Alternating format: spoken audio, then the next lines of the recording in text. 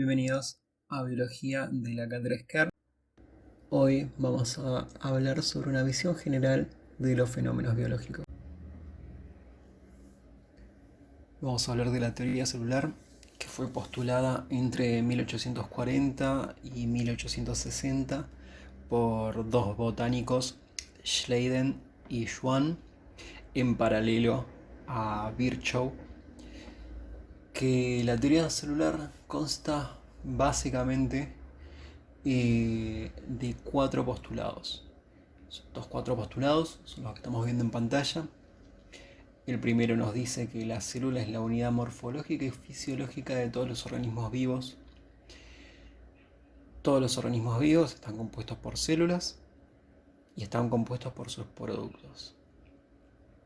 Las células no son las únicas que componen a los individuos, sino que ellas producen productos de exportación. Estos productos de exportación también forman parte de la estructura morfológica y fisiológica de los organismos. Segundo postulado, las propiedades de un organismo dependen de las propiedades de sus células y de la interrelación entre las mismas y sus productos celulares. ¿Qué estamos diciendo? Que las propiedades del organismo, tanto morfológica como fisiológicamente, van a depender de cómo se están relacionando las células entre ellas y con los productos celulares de los que veníamos hablando.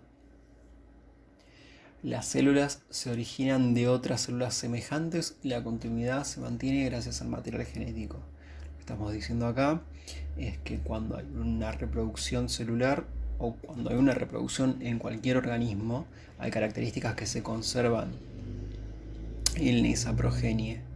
Estas características están guardadas, están archivadas en el material genético, principalmente en la molécula de ADN de la célula. Por último, la unidad de materia viva más pequeña es la célula.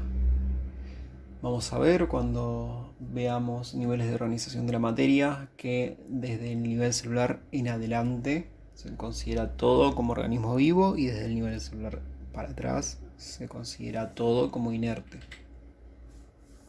Estos 4 postulados se desprenden otras cuestiones que vamos a profundizar ahora. Básicamente tanto unicelulares como pluricelulares están compuestos por células, siendo unicelulares, y acá metemos este concepto, seres que están compuestos por una sola célula, y pluricelulares, organismos que tienen muchas células. Ejemplo de unicelulares podrían ser las amebas o las medusas, o bacterias, y pluricelulares digamos nosotros, o las plantas. La actividad de un organismo es la suma del conjunto de actividades e interacciones de las células que los componen. Ya lo veníamos hablando. La actividad de un organismo es la suma de las actividades de las células que lo componen. Todas las células están formadas por biomoléculas y ya lo vamos a ver más adelante. Tenemos 4 tipos de macromoléculas o de biomoléculas. Se les llama de las dos formas. Son hidratos de carbono, lípidos, ácidos nucleicos y proteínas, cada una con una función diferente. Por último, crecimiento, tanto como aumento de tamaño y desarrollo, son características de las células, pero son cosas diferentes aunque parezcan parecidas o similares.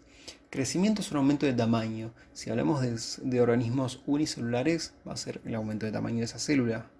Si hablamos de pluricelulares, podría llegar a ser el aumento de división de células o el aumento de los productos celulares.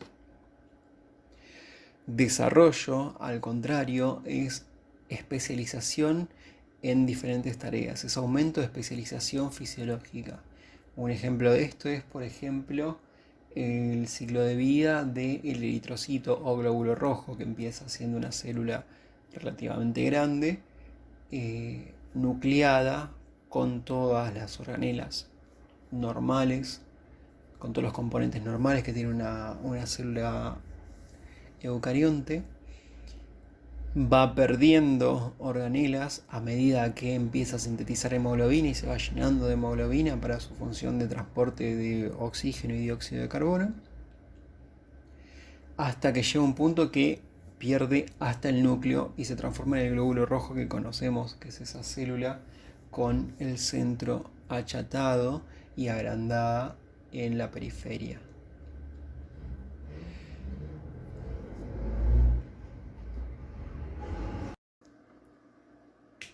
Los seres vivos están compuestos por elementos químicos. Dentro de los elementos que lo componen podemos encontrar los elementos primarios, que obedecen a la regla mnemotécnica Chon, siendo los principales carbono, hidrógeno, oxígeno y nitrógeno, como figura en la filmina. A estos le agregamos el calcio y el fosfato para componer el 95% del peso corporal. Los elementos secundarios, sodio, potasio, cloro, que forman más del 1% del peso corporal, y los oligoelementos, cobre, zinc, magnesio, selenio, que corresponden menos del 1% del peso corporal. Estos elementos no están sueltos. Estos elementos están agrupados en moléculas, formando biomoléculas. Los complejos biomoleculares son 4, cada uno con su función particular. Estas biomoléculas son hidratos de carbono, lípidos, proteínas y ácidos nucleicos. Todas las reacciones que se dan en un organismo vivo están dadas en un medio acuoso, siendo el solvente del medio el agua. El agua va a estar tanto dentro como fuera de la célula.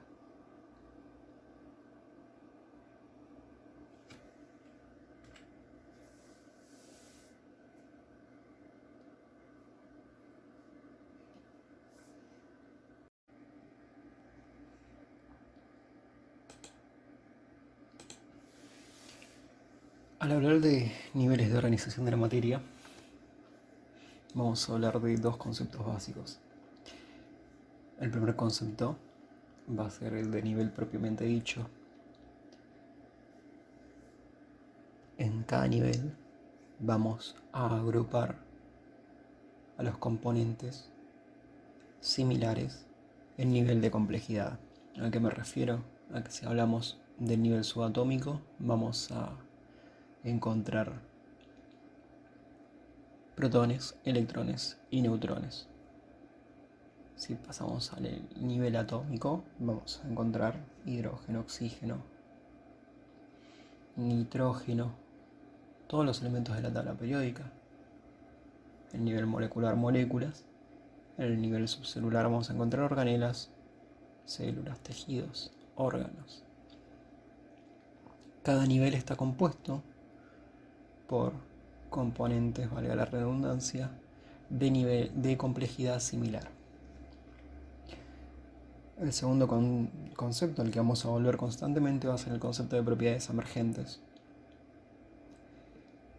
Al pasar de un nivel de complejidad al otro, aparecen nuevas propiedades que no estaban en el nivel anterior. Y esas propiedades son producto de la unión de los componentes del nivel menos complejo. ¿A qué me refiero?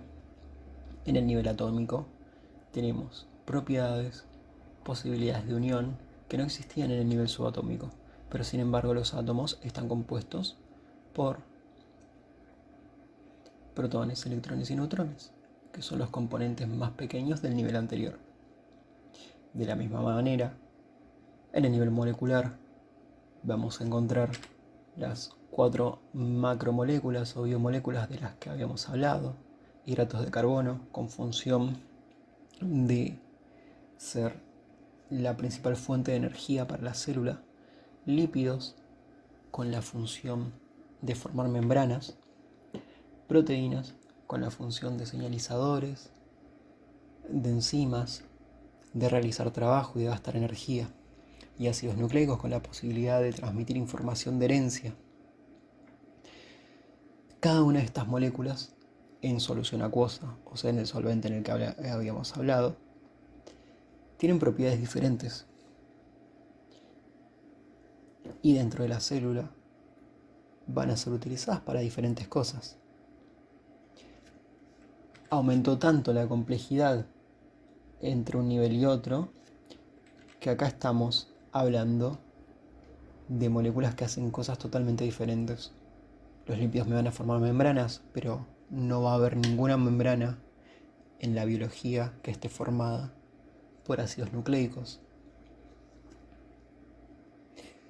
Un hidrato de carbono es la principal fuente de energía, pero no va a poder gastar energía para realizar un trabajo. Sin embargo, la proteína sí. Vemos cómo se complejizó el pasaje de un nivel a otro, y sobre todo cómo se complejizaron las nuevas funciones que aparecieron. Pero el nivel molecular va a estar compuesto por la unión de átomos, y los átomos van a estar compuestos por la unión de partículas subatómicas. Al fin y al cabo todo está compuesto por la unión de partículas subatómicas. Pero en cada nivel de organización van a ir aumentando las propiedades emergentes. Si avanzamos un poco más, la unión y sobre todo la forma en la que se unen me va a dar nuevas propiedades. Si habíamos hablado de las 4 moléculas en el nivel anterior, acá los átomos se unen de formas diferentes y me van a dar los 4 tipos diferentes de moléculas. Bueno, esas 4 macromoléculas, esas 4 biomoléculas se van a unir de forma diferente y me van a dar componentes del nivel subcelular. Estos componentes van a ser las organelas, como por ejemplo las mitocondrias, encargadas de generar en su mayor parte la molécula de ATP, que el ATP va a ser la energía para la célula, la moneda energética para la célula. Retículo endoplasmático, rugoso, liso, encargados del transporte de proteínas, de membrana y de exportación celular. Los lisosomas, encargados de disolver lo que la célula fagocita. Los ribosomas, encargados de sintetizar las proteínas.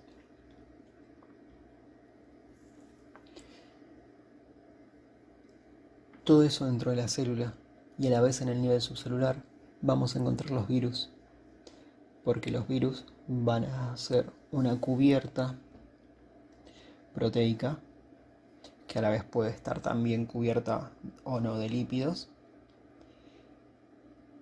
y una molécula de ácido nucleico, sin pasar al nivel celular. Entonces en el nivel subcelular vamos a tener las organelas y los virus.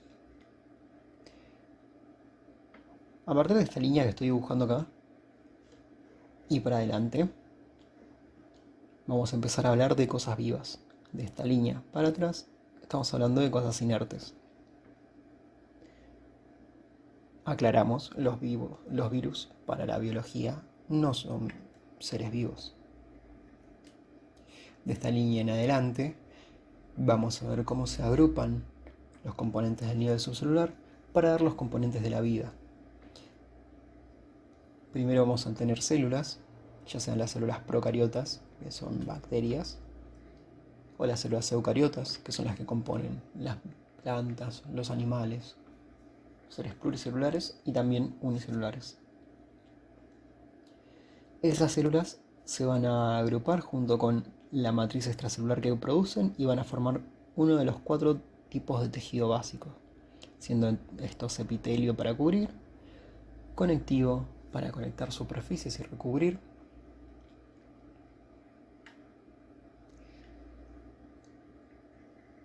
nervioso para generar y transmitir impulsos nerviosos, y muscular encargado de la contracción. Cada uno de esos 4 tipos de tejidos van a estar formados por células y sus productos. Depende de cómo se unan esos tejidos, van a formar diferentes órganos, cada uno con sus propiedades. El concepto, de propiedades emergentes está presente en cada uno de los niveles. Depende de cómo se unan los tejidos, me van a hacer, por ejemplo, un corazón o me van a hacer un cerebro. Vamos a tener dos órganos diferentes compuestos por los mismos tipos de tejido, pero unidos de diferentes formas y sobre todo con propiedades diferentes que no existían en el complejo anterior, en el nivel anterior, pero están compuestos por los mismos. A eso me refiero con propiedades emergentes, propiedades que aparecen en este nivel. El corazón tiene la posibilidad de contraerse y mover la sangre en el cuerpo, algo que no podía hacer, por ejemplo, el tejido muscular por sí solo, o algo que no puede hacer una célula por sí sola, o un átomo por sí solo, pero la unión y la forma en la que se unen me da estas nuevas propiedades. Depende de cómo se unan los órganos, van a formar sistemas de órganos. Al unirse los sistemas de órganos, van a formar individuos, representados en la filmina por un gatito.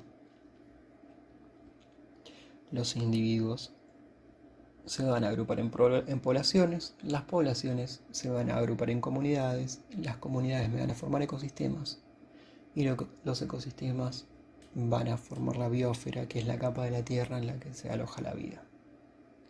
Bueno chicos, no se olviden de consultar la bibliografía y muchísimas gracias por su atención. No olviden también de que vamos a estar disponibles en el foro y en los medios que el CBC dé para la comunicación para atender cualquier duda que tengan. Así que por mi parte me despido, espero que les haya servido la clase. Hasta luego.